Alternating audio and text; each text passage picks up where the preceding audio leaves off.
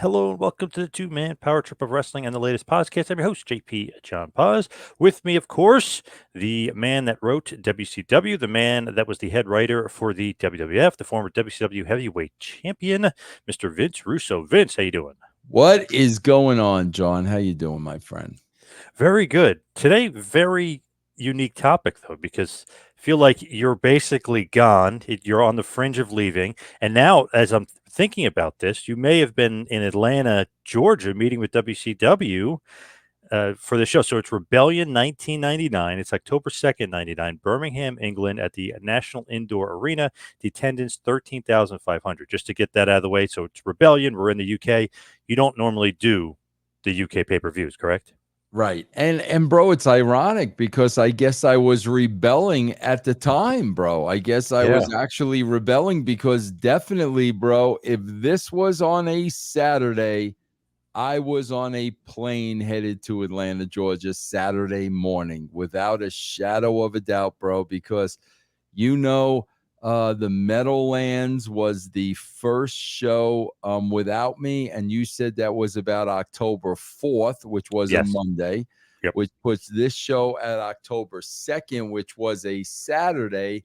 And I would have definitely been meeting with WCW Saturday and the next day on Sunday. Wow. So they're having this pay per view. They're in England. They're not paying attention to you, or maybe they can't really because they got too much going on. And you're meeting with WCW. Yeah, and the fact that I met with them on a Saturday, there was probably nobody that could have smartened them up. And I mean, I know they didn't know because when I broke the news to Vince on that Sunday, he was totally shocked. He thought I was working him. He could not have been happy. Yeah, no, he was not. He was not happy. He was not happy. So you weren't officially gone yet. So here's the question: did you end up actually writing the show? Because I know you obviously you're the head writer, but you're kind of thinking about leaving. You're meeting with WCW. So did you end up actually writing Rebellion? Did you end up I, writing the show? Bro, I don't remember. I'd be lying if I said I remembered, but I would have to believe that I was responsible for having to write this show. So obviously, like you said, they have no idea what's going on. That you're unhappy. You want to leave. Obviously, Vince makes the flippant cop in about the nanny, but he's not thinking about it. That's he thought he said it, and that was the end of it Yeah, to no, him. he made the comment that week. Man, bro, he might have made it on a Wednesday or a Thursday, and I was to WCW that weekend. Man, crazy. Just in general though, like with UK pay-per-views, I know you said pay-per-views are part of the episodic process, which was like okay, there was always like a cliffhanger or something to make you want to tune in to Raw the next night in the pay-per-view. Obviously, the pay-per-views are different, the matches are longer, etc. But how come UK pay-per-views are different? How come they don't factor into that? Is it because it's for specific UK market and you don't want to go like the storylines continue, but it's not necessarily how you treat regular pay-per-views? Yeah, no, it is watered down a bit, bro, and that probably has a lot to do with production and sending people over there and the budget and the cost and things like that. It probably has a lot to do with that, because you don't want to send a lot of people over. The travel's a lot of money and all that. So we probably do something on a streamlined budget, so it is a little bit watered down compared to a show in the States. When you're actually writing it too, is that like your idea? Like, can't give too much because obviously your big audience is going to miss most of that stuff. Yeah, absolutely, bro. Yeah, the time difference of when the show airs, all that stuff comes into play. So the very interesting thing about like this show is okay, a lot of the big names are on it. It's a big card, but like the original poster is not necessarily going to be what the poster is. Like the actual card is going to be. Meaning, like I know cards subject to change, but a lot of things change the poster. Like Bulldog versus Boss, man, that doesn't happen. Get it? Then you change things up. Does that always happen, especially like on UK cards where you notice like the card is in flux, or do you not really see much changes? Bro, you had to give them a card so they could do all the marketing and the promotion and the posters and all that stuff like months and months and months in advance. And that's why, bro, you really try to always give them something generic because you knew, man, there was, I mean, bro, we used to have to give it to them at least 3 months in advance. And you just knew, man, in that time, something was going to change. You just knew it, So there's a bunch of matches that like even like Mankind, Shane, that gets thrown on there. Like I said, Bulldog Boss Man. Most of the matches are accurate, but I just always find that funny. That's like they have to shuffle things around, or it's not necessarily accurate. Like you said, like they're putting it out way in advance. But I wonder if it's like a creative change, or if it's just like okay, injuries, or or whatever might be going on. Could be a lot, bro. How many guys can't get into the UK? You know what I'm saying, bro? There's so many things, involved. It's different, man. It's just different when it's overseas. Did you ever actually travel to the UK? I probably asked you before, but did you ever actually go over there for a pay-per-view? Bro, the only time I left the country was to go to Canada. That's it. Wow, that's it. I Okay. never went. I've been to the UK twice since I left, but when I was working there, TNA, WCW, I only went as far as Canada. So you went to UK for just a vacation? No, I went there to work. Like Oh, a couple of years ago, bro. I did a couple of shows there, and then I went back for a second time. But oh, when what I was the was promotion? oh god, bro, I can't even. IP. Oh, IPW? I think so. Yeah, I think that was it. Yeah, yes, I went there a couple of times. When my career was pretty much over. Oh, okay. I was hoping that you went there with WWF or with whatever. Maybe you get a good UK story, but no. Never. Nope. Didn't want to go, man. I didn't want to go overseas, bro. I did not want to travel overseas. Are you shocked that Steve Austin's not on this card? It's still basically a sellout. It's still doing well. Like, is that just because you guys were so hot? I know he's not technically out. He's still around, but he's not really advertised for the show. He's not on the show. Is that surprising to you that it's still able to kick ass and take names without Steve Austin on top of Probably, the bill? bro. And he might have, for whatever reason, he might have requested to not be on the show. Yeah, you know what I'm saying? I Well, he mean, was nursing an injury, so he was okay, trying yeah, to get better. yeah. Yeah, bro. But again, man, that is the importance of just having a deep roster. We talk about that all the freaking time. Austin's down, Rock can step in. Rock down, Taker steps in. That's why it was so important to have so many guys up top, bro. And the Undertaker injured at this point too, so he's not on the card. So it's Wow. weird. It's like your two top dogs, Yeah. without maybe without saying The Rock, but other than The Rock, your two top dogs, Steve Austin and the Undertaker, are injured technically and Yeah. off the card. So Yeah. you would think that would hurt, but it was weird. It's like you guys are so high, you just keep rolling, next man up. Yeah. And if it were in the States, bro, we probably would have had them on the show. They just wouldn't have worked the match, but they probably would have been on the show if we were in the States. So there's going to, there's going to be some changes going on, obviously, because the injuries are ready. Because Undertaker was supposed to be in a tag match, and so things had to change due to injuries, which I'm sure happens all the time with the writers. Yeah. You guys are, Yeah. you're used to that kind of thing. Which, like I said, bro, is always, freaking every time we talk about this, I always talk about Eric, who, wants to book 3 months out and 6 months out and have a story arc for the year. That is such bullshit, bro. This business is not made to be written and produced that way. So much happens, bro, week to week to week. And there are constantly changes to the roster, bro. I saw a quote from Tony Khan recently, said that he has a long-term plan, but he books week to week. So kind of sounds like you a little bit there. You can't have a long-term plan, bro. It is totally, totally impossible. I'm not even going to argue with people over that. It's wishful thinking, bro, and it is unrealistic.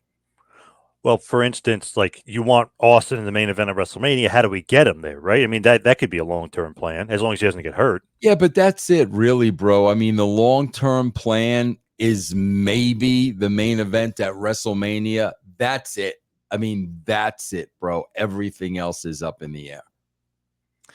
Also, sometimes if you do the long-term planning or you're booking a certain way and the guy's not over or this happens, that Right, of course. like the Lex Luger thing, he's not really over, but they Right, keep pushing him. It's like right. Vince wouldn't change where he was going. It's like not very organic. You know what's going on. You could tell as a fan. Yeah, I mean, I'm doing that now, just writing, Rocky Mountain Pro over here, God, when you're booking when you're booking somebody like a heel and they're getting over like a baby face, you got to do some refiguring, bro.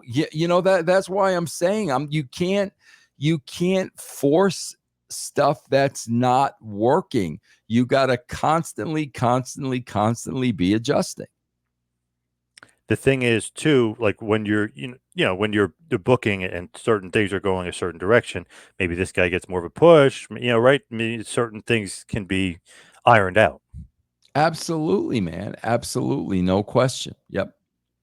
So as far as this show is concerned, there is one dark match. Christian defeats 𝐓𝐘𝐒 in 4 minutes and 30 seconds, and the actual pay-per-view will start. So the announcers are JR and Michael Hayes. And remember, at this point, they were giving Michael Hayes a big shot as an announcer. Did you like Michael P.S. Hayes in the announcer role? Bro, I don't know what it was. Bro, I went when the Freebirds were active, I was a fan of Michael Hayes's because I thought Michael Hayes was very, very, very, very cool. I was not a fan of the Michael Hayes that I worked with, bro. I just wasn't. I mean, for whatever reason, and I really can't even put my finger on it. I don't know, bro. I know I wasn't a fan of him. Interesting. Did you think that he was a good character as far as WWF? Maybe my problem, bro, was that Doc Hendricks bullshit that was happened before I got there. And maybe it was that he was too over the top. And maybe it was that he was always looking for a spot. I don't know what it was, bro. But when I was working with him, I wasn't a big fan of his. So him and JR getting a run as an announced team here. And obviously the intro video hits. We have a video package, and we go to JR and Hayes. They're talking about the pay-per-view. The one constant theme to this pay-per-view is British Bulldog is going to be all over this pay-per-view, like crazy, right? Because they're in UK. Yeah. Here's the weird part, and I'm just wondering if this was your idea or if this is them doing this on the spot. He's a heel the entire time. So strange. What do you think about that? Was he a heel going into it? Yes, in the States, yeah. But sometimes, you know what I mean? Especially in that era, it seemed like Brett's a heel in the U.S., but he's a babyface in Canada. Bulldog's a heel in the U.S., but he's a babyface in England. But he's a real heel in the show. Like it's weird. Like the crowd kind of turns on him too. But the whole show, he's throughout the entire show, but doing heel stuff. Yeah, I think you got to stick to character, bro. Like even, if Brett was doing nothing different in the United States and Canada, he was doing absolutely nothing different. He was being Brett. We were sticking with the character. And I'm sure we were doing the same thing here, bro. But maybe, maybe Davey was more of a heel, than Brett was. But the way we wrote this, bro, was to always stay true with the character no matter where we were, bro. I don't know. I was just thinking, like, I don't think he'll get booed, but he did kind of get booed. Like, he wasn't really over. So, I mean, I guess it was working, but it just felt like even a few years prior, he was like the golden boy. Like, oh, he's got to win in England. We got to keep the crowd happy. And it seems like he goes, to the WCW, comes back, and that completely flipped. Yeah, well, he won that big match in Wembley, right? In was it 92? Yep, over Brett for the Intercontinental title. Yep. Yep. I remember that. Yeah. But then remember, he lost one night only in '97. He lost the European title to Shawn Michaels. Yeah. So everything seemed to be flipping for whatever reason. But he was over like huge as a baby. I mean, they were throwing stuff in the ring when Michaels won. They were pissed. Yeah. I remember that. Yeah. I was just thinking, it's like, you got a UK guy. Don't you want to try to, I don't know, make the crowd happy? But they weren't really into him at this point. Not me, bro. I don't want to change direction of character because we're doing a pay-per-view in the UK. Absolutely not. Nope. You got to stay true to the character, bro. Otherwise, it's going to throw everything off. Did you feel like he was getting too big of a push here in WWF? Because I mean, he's in a title match. He's kind of teaming with Triple H, and then Triple H kind of turns on him. But I know he's kind of Austin and him having an altercation. He's feuding with The Rock. They have a pay-per-view match together.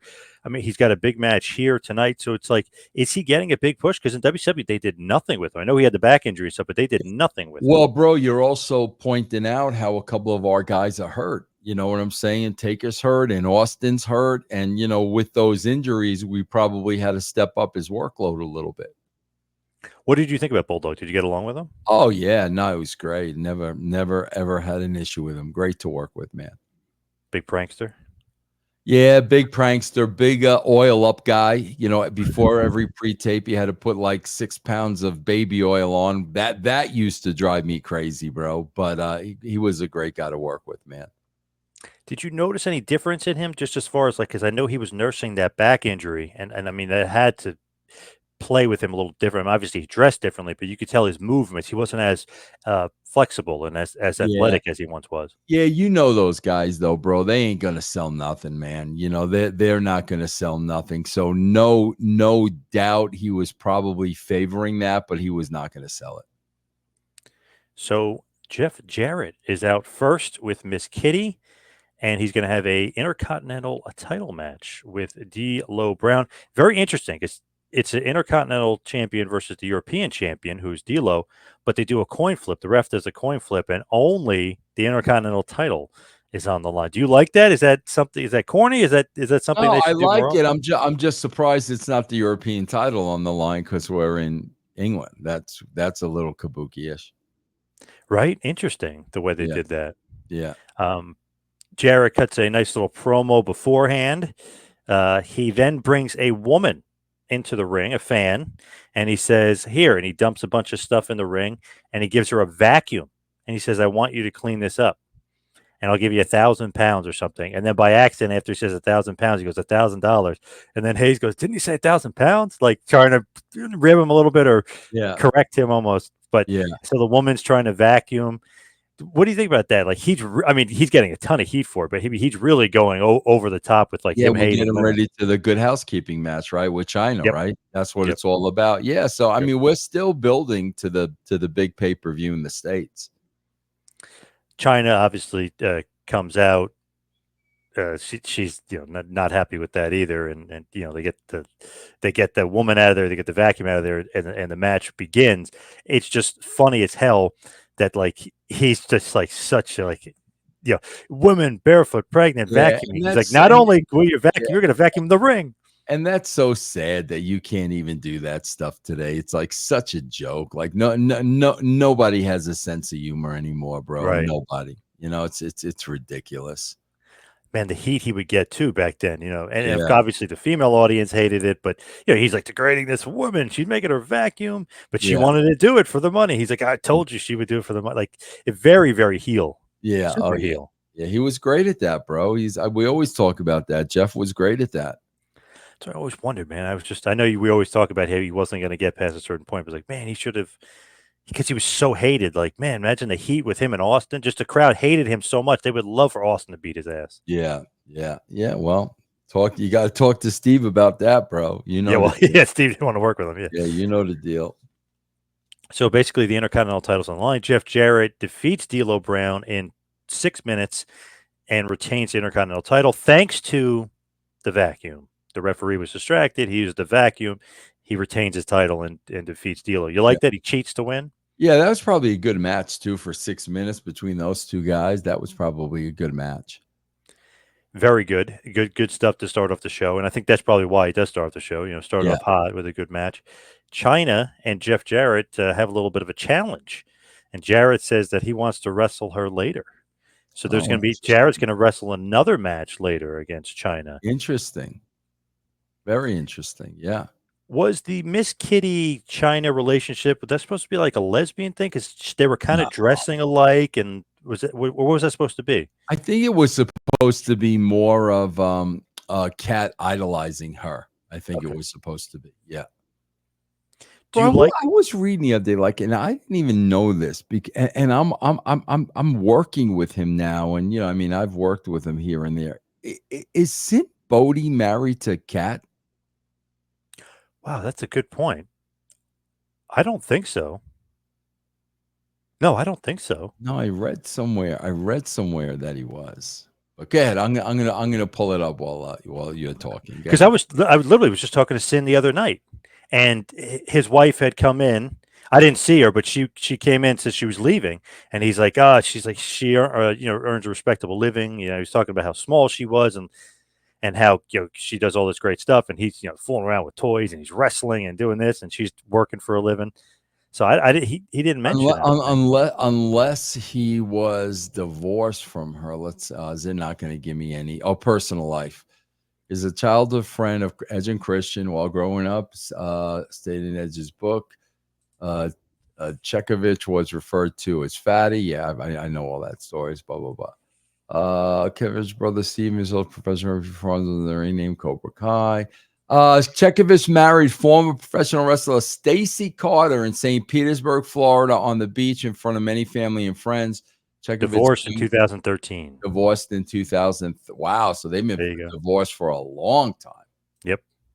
Yeah. Okay. Yeah. He's a cool dude, bro. Oh yeah. Yep. Did you like the cat? Do you like Stacy? Oh yeah, she was nice. Yeah. Yeah. Easy to work with? Yeah. Yeah. So next up, we have the Godfather defeating Gangrel in about 6 minutes as well. Godfather had his nice little promo beforehand. Really nothing to it. Kind of just a straight up match, and Godfather gets the win, gets a nice pop. The crowd loves him, but nothing storyline, nothing. Were they Nothing. UK hoes? Were they UK hoes or? Oh yeah, Yeah. And Gangrel is still a Christian and Edge at this point? he's got the new brood, the Hardys, Oh, the Hardys. Okay. Yeah. Yeah. Interesting. but he's a heel. But it just felt like, it's like nothing to this. It was just like a match. Like if Yeah. this was a U.S. pay-per-view, people were probably like, "What's going on here? Why is this a match?" Yeah, there would have been more story. There would have Yeah. definitely been more story interwoven. Yes.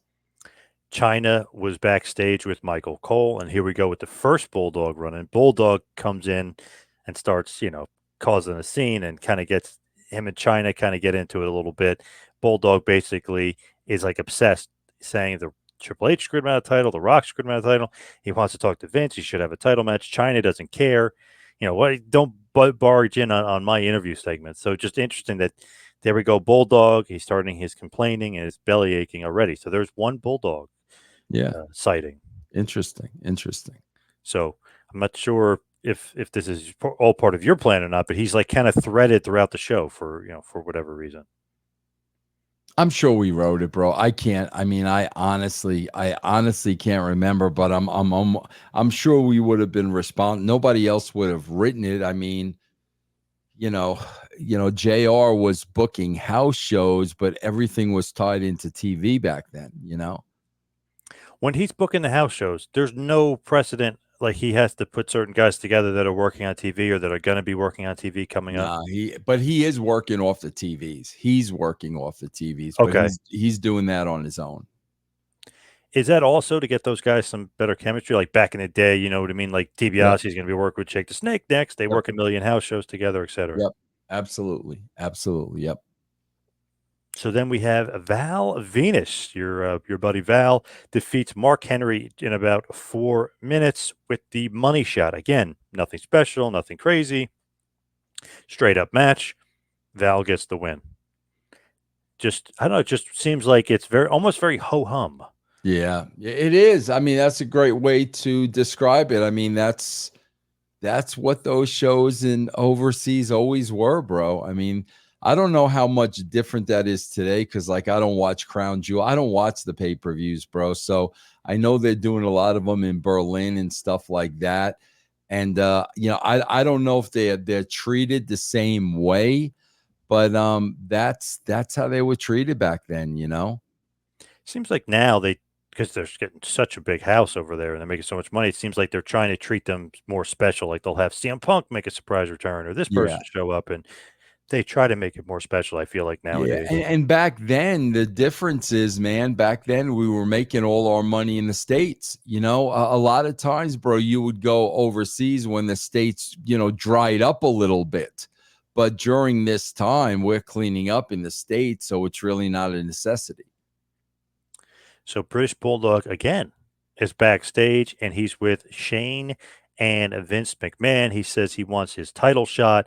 Vince is like, "What are you doing in my office? Get out of my office." Shane's like, "What are you doing?" So Bulldog is so upset, he takes a trash can and throws it, and all you hear is a woman scream, and Vince and Shane go, "No, Stephanie, no, what happened?" And they go and they run over and they see what happened. Now I remember this, bro. I remember this because I remember they did that on their own. That I did not write. Now I Wow. remember, which tells Okay. me I may not have written any of this. Yes, Okay. I remember. I remember that, bro, because we did not write that, and we were like, "What the frig are they doing?" Yeah.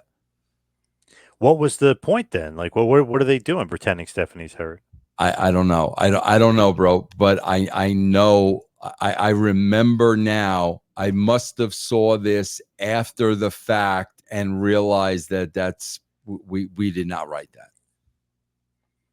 Very interesting. And Yeah. obviously, Vince is a babyface here is concerned. Not really sure why Shane is with Vince at this point too, because they were kind of making Shane the heel, and he kind of still is the heel. It's weird, kind of what's good. A little bit of a influx here because Shane is supposed to be more heel, Vince is supposed to be more baby, but I don't know because of the seriousness of it that the sisters hurt for real Yeah. from the Bulldog that they're all kind of joined together on this one.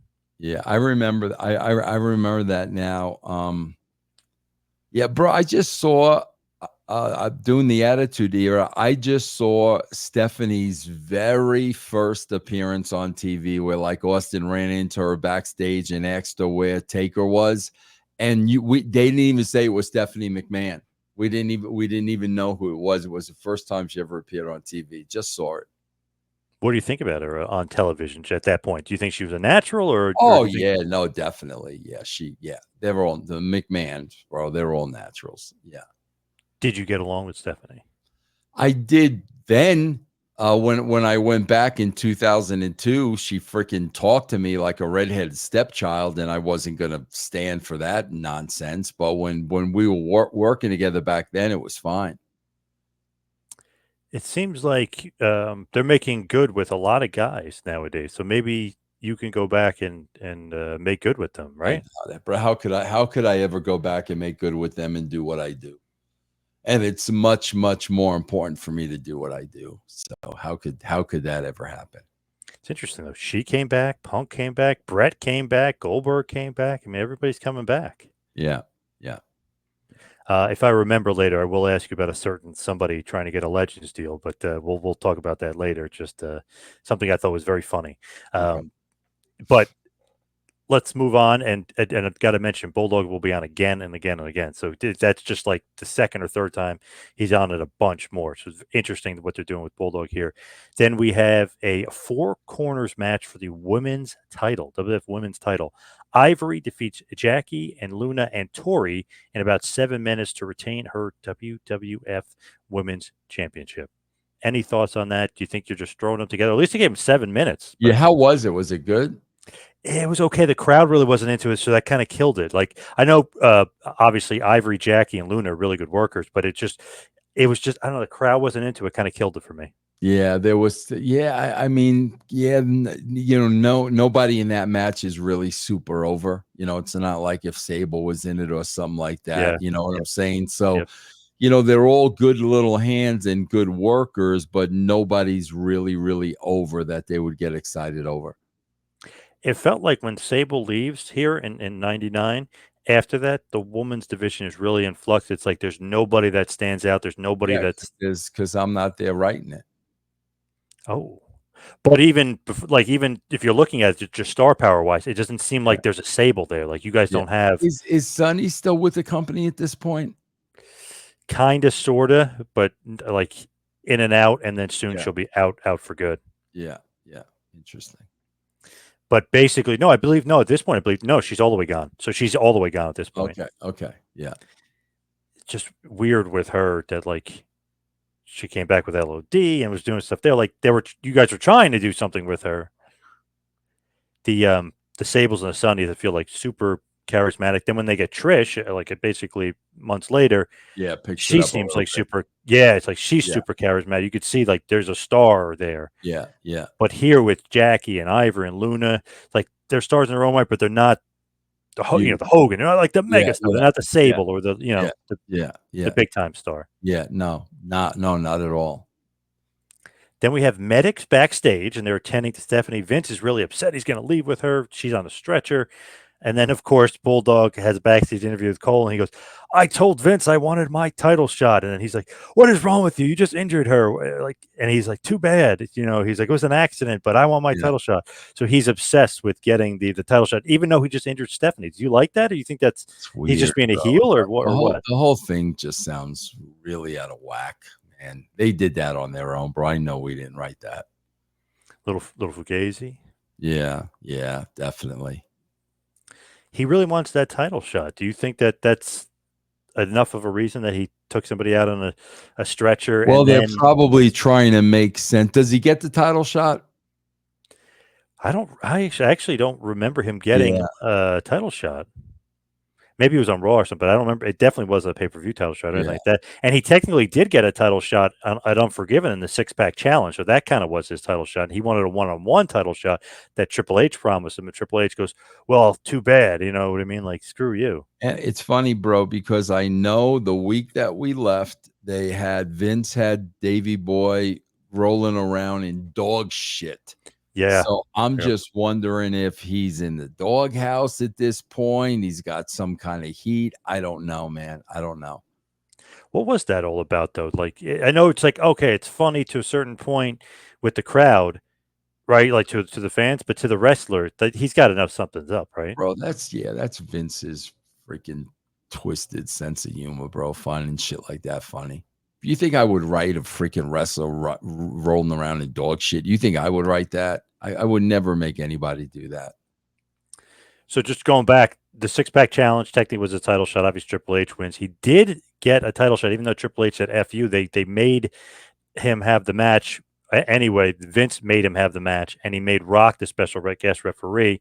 And Triple H versus Bulldog on SmackDown #7 went to a no contest. So Right. that was technically a title shot. So he wants a reprieve from that. He wants a real title shot, and he wants them to make up for it with that title shot. So he's begging for it. He never gets it. Got you. Got you. So then we have Chris Jericho with Mr. Hughes defeating the Road Dogg in 12 minutes. So a long match here. He uses the low blow to win. There's a little bit of a tease where Jericho and Hughes are going to cheat. He goes for the win. Road Dogg kicks out. So a little bit of a tease for the finish here. It extends the match a bit. Again, the ref gets distracted by Hughes, low blow, and Jericho gets kind of maybe his first big win Yeah. in the WWF. Was this a good match? 12 minutes? It was pretty good. It was weird though. I feel like Jericho, and he even mentions this, he doesn't really come into his own in WWF until a wrestling like X-Pac. Like he gets kind of more comfortable, and Yeah. even him and X-Pac had to work some kinks out. But it was like he was working like a different style almost. He wasn't going WWF Yeah, style. yeah, that happens a lot too, bro. Coming from WCW or even ECW, you got to learn the WWE way, and that takes a while. Do you think that Jericho, and I know you weren't there for this, but that loss to Rock 2 days later after this on Raw, do you think that just killed his push just No in the eyes doubt, of the fans? no doubt, bro, no doubt. And Nope. you guys had him winning, and you Yep, had him in the main event, right? Versus The Rock winning. yep. Would have skyrocketed him immediately, bro. Yep. Do you think that The Rock losing at all at this point hurts him? Because it seems like he's taking a bunch of losses. Doesn't hurt him, right? Not at all, bro. He's the freaking Bulletproof. Rock. Yeah, absolutely not. Yep.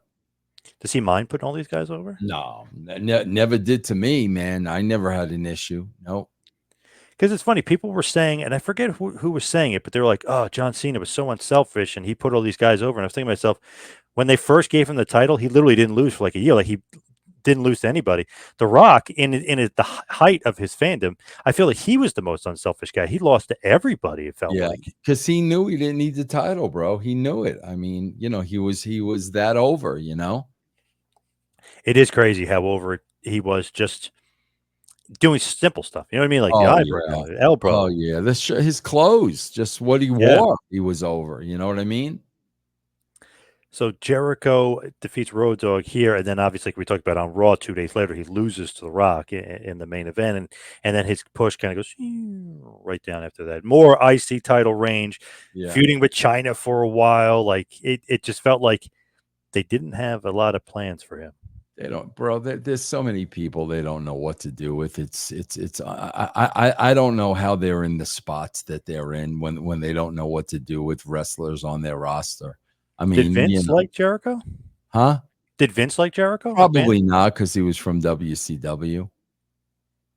You know, but even to this day, bro, to this day, they don't know. You know, look at what's happened with the Wyatt Six. Like, how could you not know? How could you be in that spot and not know what to do? Like, why are you in that spot then, man?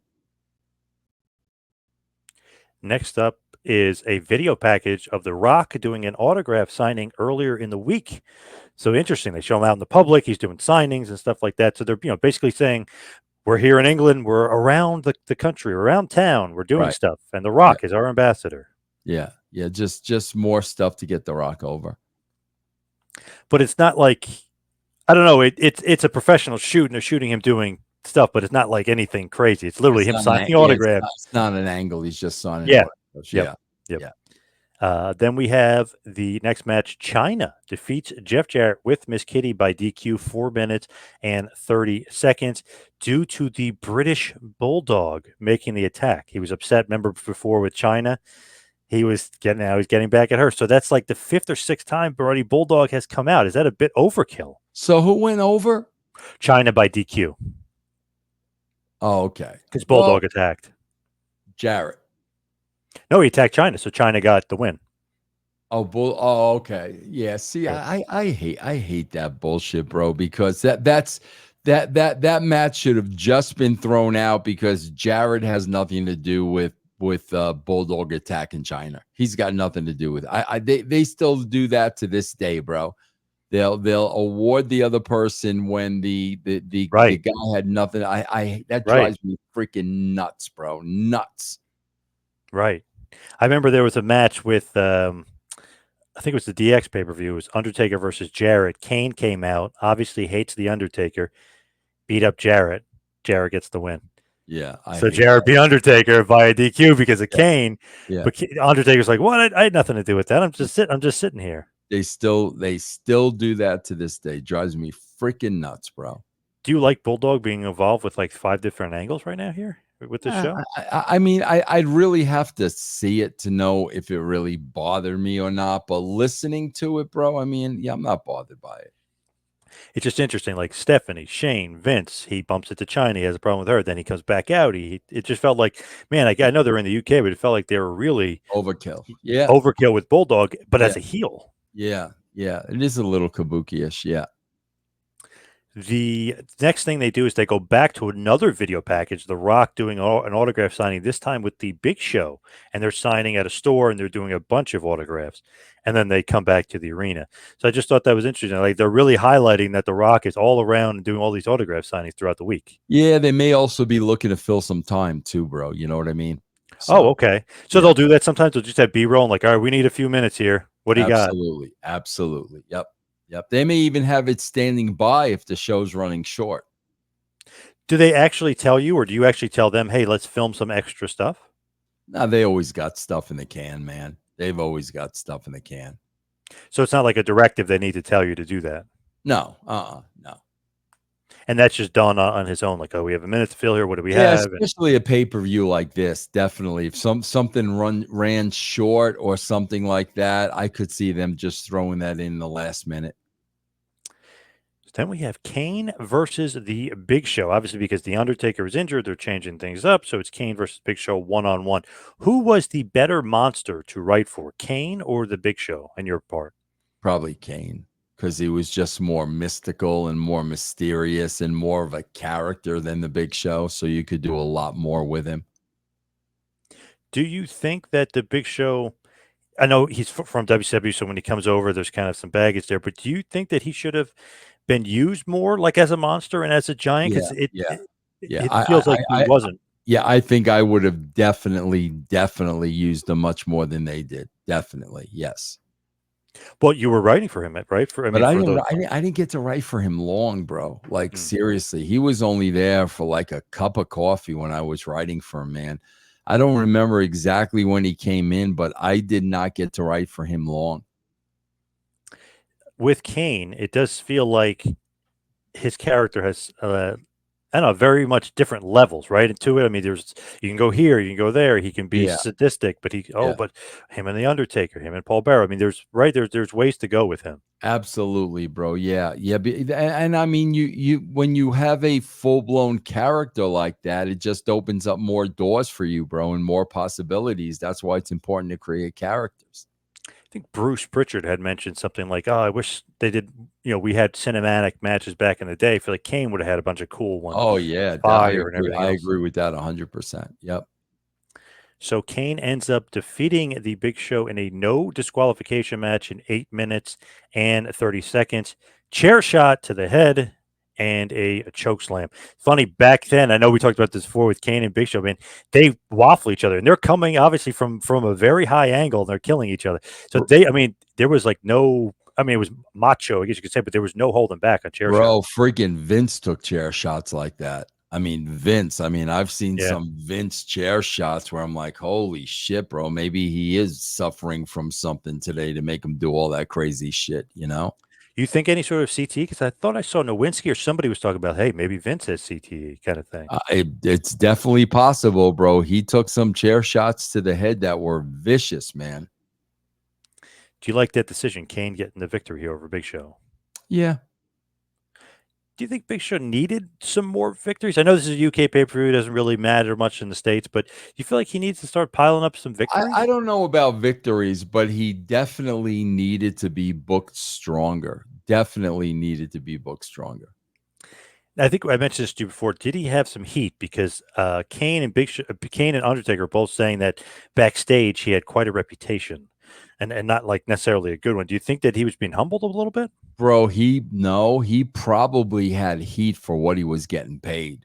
I mean, the boys probably knew what because I think he got a 10-year deal or something like that. That's where the heat, probably came from.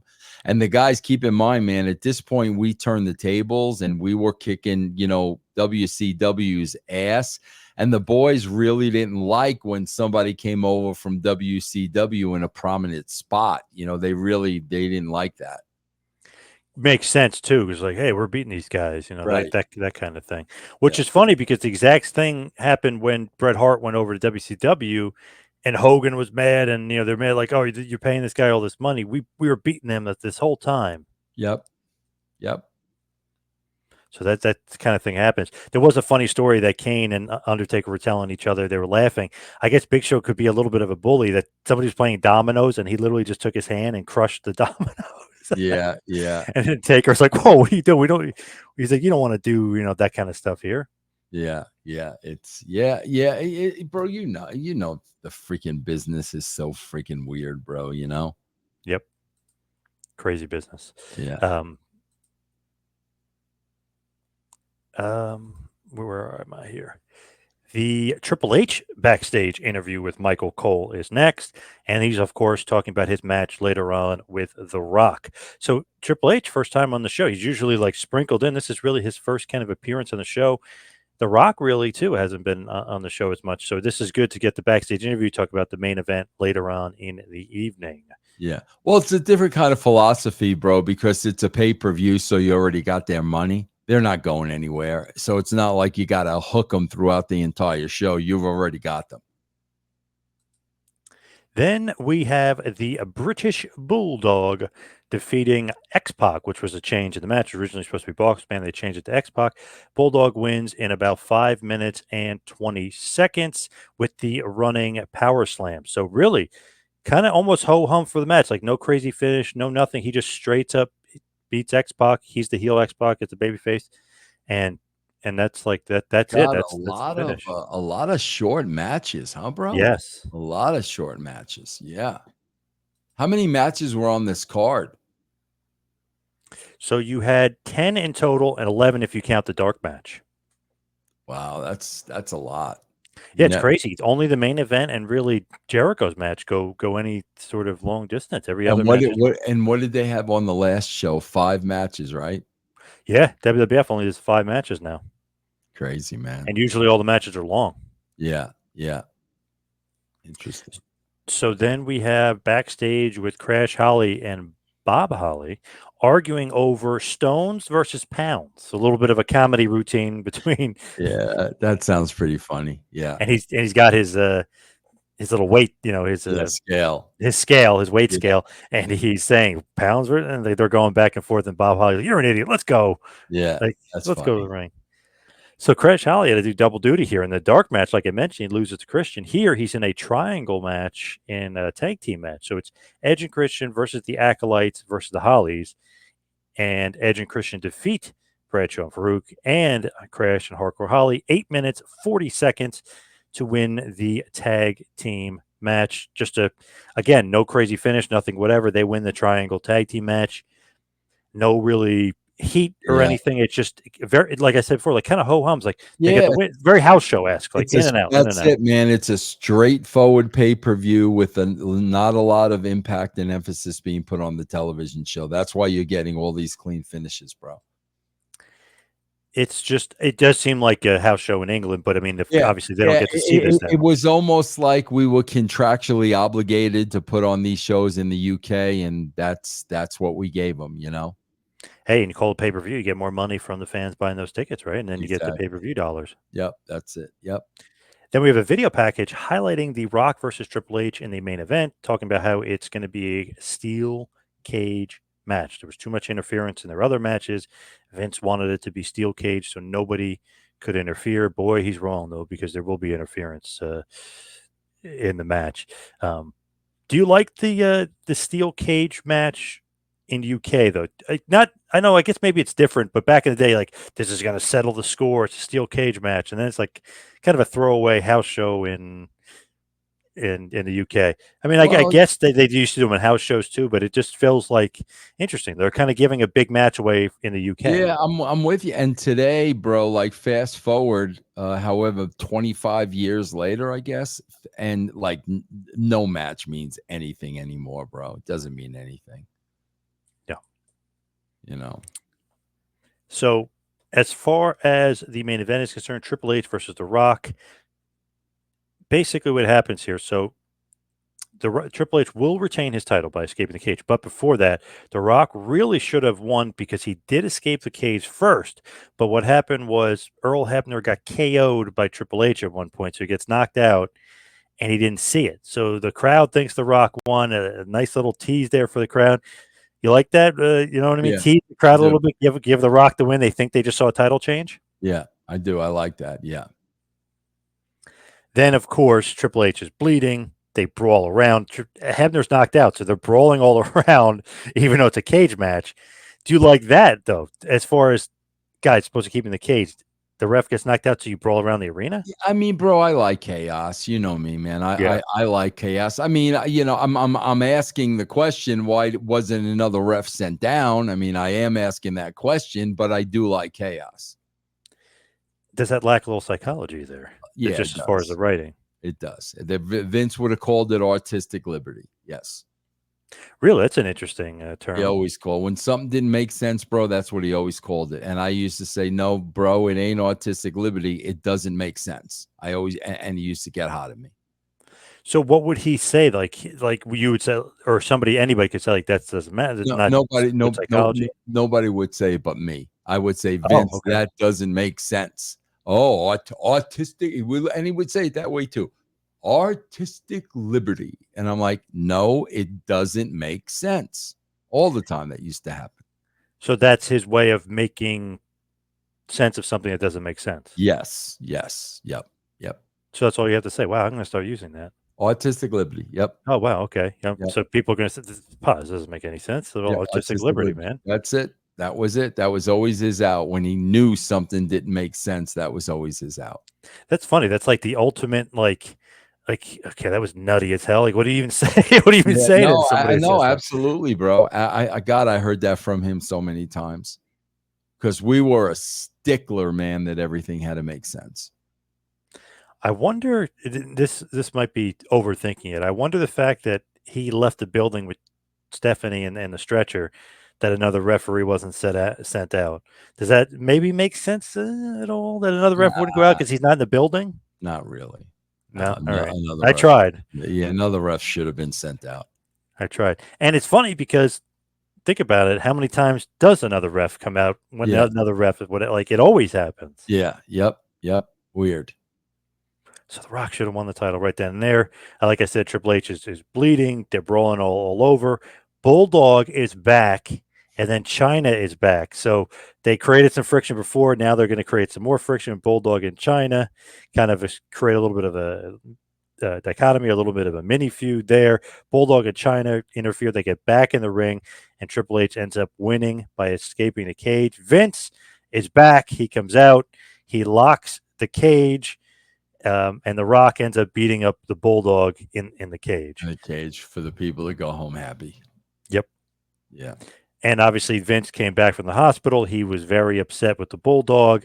He comes out. Triple H wins. He scampers. He's bleeding. He gets out of there. He leaves Bulldog Rock one-on-one because Bulldog took out his daughter. Here's his revenge.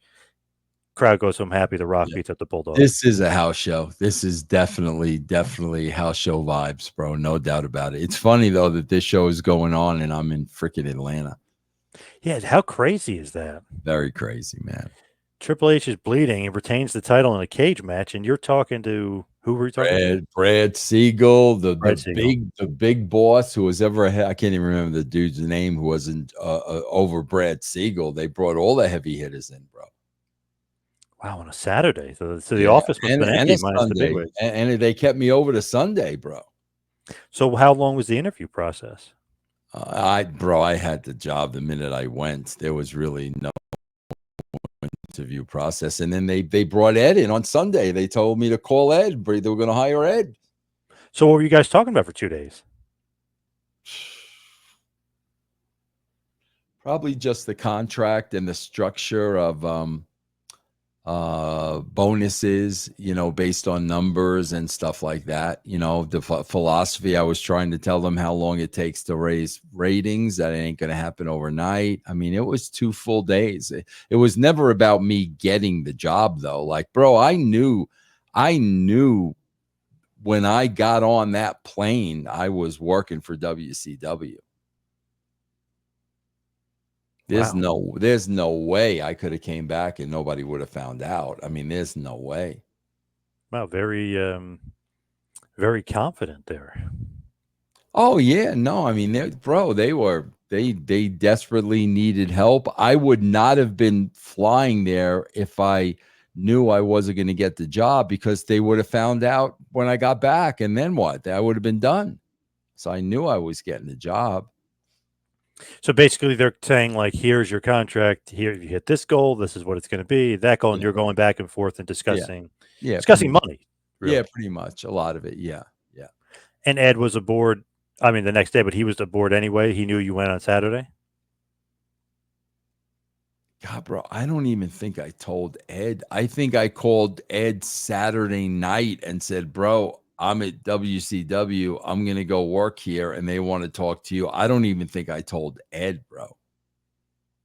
Wow. Yeah. Damn. And then you told him the next day and he's like, "All right, I'll fly to Atlanta." Saturday night I told him, and then he flew in the next day. And they gave us both contracts. Damn, look at that. Okay. Yeah. So with this show, just to put a button on it, obviously you said it's just a house show. Not great. I mean, it might not even be your work, you're saying. I don't think it was, bro. All that Stephanie stuff. I mean, I know we didn't write that stuff. Yeah. They probably just added that when they got there, whether it was Bruce or whoever, Yep. Yeah. So obviously, like, it felt like the Bulldog was a big part of this, and he's kind of sprinkled throughout the show for sure. Yeah. It just felt like, I don't know, like they were doing stuff with the Bulldog. They were giving him a lot, but not necessarily getting a big push. And obviously, leading up to No Mercy, The Rock fights the Bulldog at that pay-per-view. So he is in pretty good standing just as far as who he's wrestling on the card. So he is getting quite a bit of a push. Yeah. Yeah. It might have been a rib too, bro. I mean, appearing so many times like that on the show. Who knows with them, bro? Especially with like that was Bruce's MO, man. There was always a game or a rib. Like it was just always something, man. And that stuff still goes on today, man. Kind of a shame.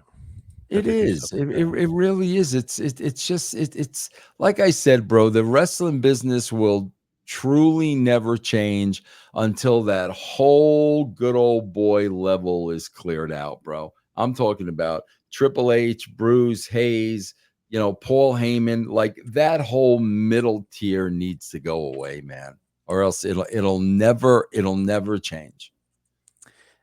All right, so that's it for Rebellion. Before we wrap it up, just have a funny question for you. Is Disco Inferno looking for a Legends contract or what? What's going on with him? I just bust his balls because he keeps putting over the WWE and it's shit, bro. It's like, I don't know what his problem is. He's putting over stuff that is absolutely the drizzle and shits. This freaking guy has lowered the bar so much. It's nauseating to me. Do you think that he's doing that because he's looking for a Legends contract, in their heart of hearts, or no? No, I don't know, bro. I just think that the bar has been so lowered. So anything that is different or out of the norm, you're gonna put over. When what you're putting over sucks. You want me to believe a fan shot an encounter that was supposed to be a real fight, and Kevin Owens is hitting him with rabbit punches? That's what a real fight would look like, bro. And Disco thought that was great. Like, are you out of your mind, bro? Do you know what he said about you? I don't know if you even heard this. No, I didn't hear it. No. He said that if you didn't write it, you're never going to say it's good because you didn't write it. That's why you didn't like it. Bro, meanwhile, a million things I put over. Bro, I even said, bro, I left in the middle of the Test Stephanie gimmick. Yeah. I've said on the record a billion times the gimmick they did with Triple H was a lot better than where I was going. I've said that a million times. That is such bullshit, bro. When they do good stuff, I put it over. But when it sucks, like, give me a freaking break, bro. Here's another. You're not going to like this. I don't know if you heard this. What he also said. He said possible brain damage from the Goldberg spear. What's up with that?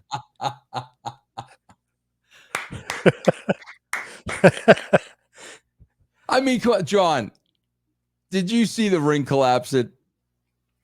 It wasn't the greatest. I heard that they weren't happy with the way it collapsed. Not only wasn't the greatest, but you saw immediately they had these different vanilla ring posts. You saw immediately that this was going to happen. Then when it collapses, all that happens is these ring posts fall forward.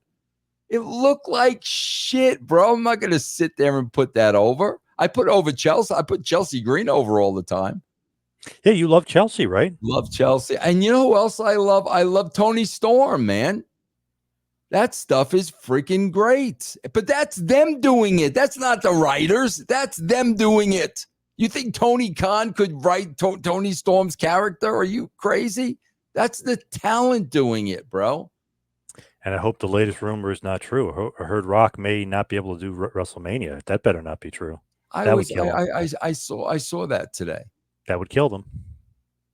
Man, bro, could anything kill them at this point? If people but it was all building up to Rock Roman or Rock Cody or whatever. Yeah. You know. I mean, if people are, those hardcore fans are buying whatever the WWE is selling, man. They love it. They love it. They love it. But no matter what it is, they love it, bro. All right, so let's wrap this bad boy up. Head towards the plugs. Follow me on Twitter and Instagram at 2Man Power Trip. Vince, where can everybody find guys? you? Yeah, remember, man, you never been a fan of our Patreon. You can get a free week of Russo's brand. Just go to patreon.com/Russo TWC and try out the brand for a week. It'll cost you absolutely nothing. and the Attitude Era as well. That's a great show you got going. Yeah, on russosbrand.com every 2 weeks, bro, I review an episode of the Attitude Era. A lot of these shows, man, I'm watching for the first time. I just watched the one, John, and I don't even know how they did this, where they put Paul Bearer in the manhole. Yes. Unbelievable, bro. The lengths we went through, the freaking lengths we literally put him in the freaking sewer, bro. Nuts. I love it, though. Yeah, unbelievable. Yeah. All right. Thank you to Vince. Thank you, everybody out there, for listening. We'll see you right back here next time for the next podcast. Have a good one, folks.